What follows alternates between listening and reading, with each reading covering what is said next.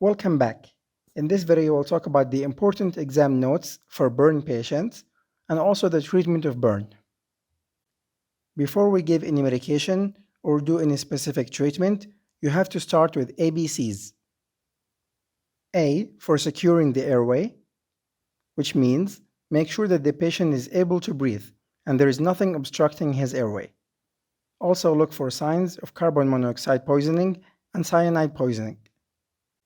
Once you have confirmed that there is nothing obstructing the airway, such as a foreign body or a broken jaw, you go for B, breathing. Now we have to make sure that the lungs are actually working. In other words, look for signs of impending respiratory failure. And these include stridor, dyspnea, wheezing, or voice hoarseness.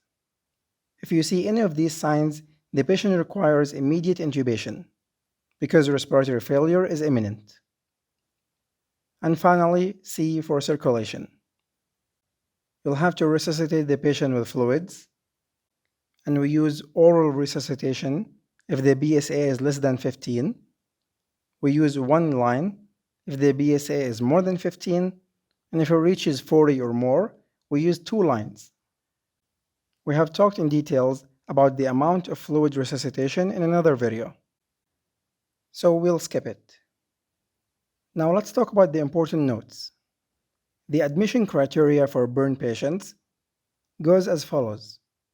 First of all, we do not count first degrees, only second and third.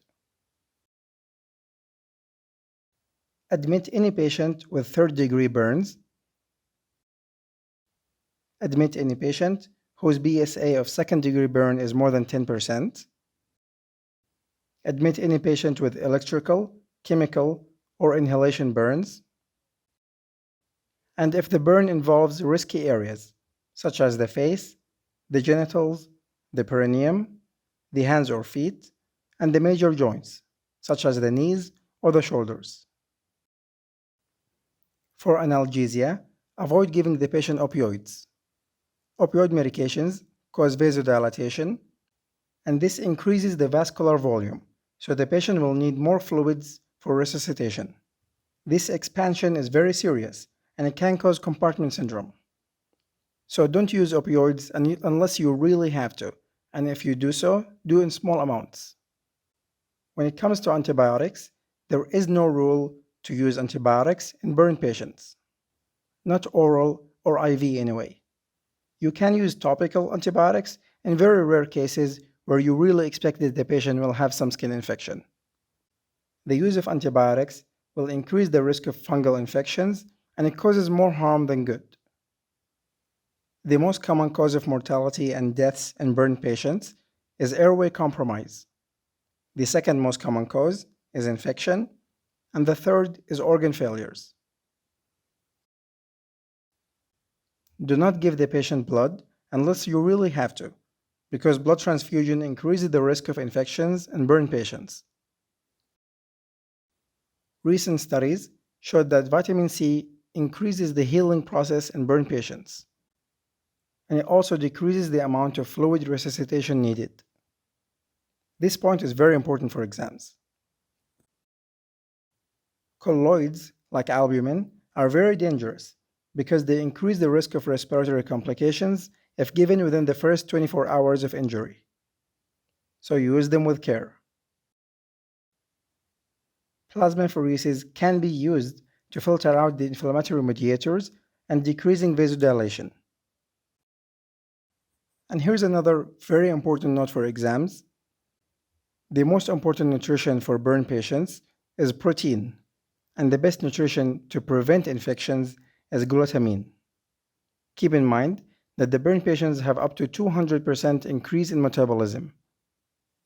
Burn patients naturally have hyperglycemia, so don't make it worse by giving dextrose. Instead, use ringer lactate. And if the hyperglycemia is too severe, insulin can be used to control it.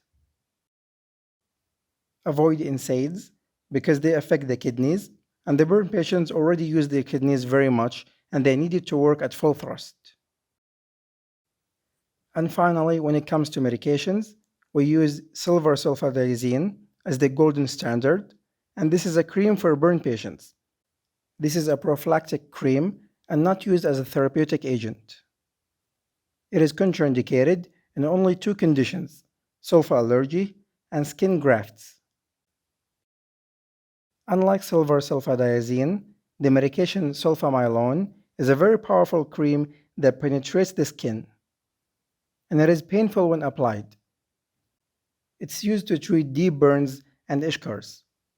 And the side effects that you need to know is metabolic acidosis. Silver nitrate is just like flamazine or silver sulfadiazine, albeit weaker and causes hyponatremia. And the good local antibiotics that can be used include bacitracin, neomycin, polymyxin B, mupirocin, and nystatin. And that's all I have. Thank you so much for watching. Hopefully these notes make things easier for you when you go to the exam, and hopefully this helps. If you find these notes helpful, please consider supporting me on Patreon, as it really helps out. Anyway, thank you so much for watching, and I'll see you guys later.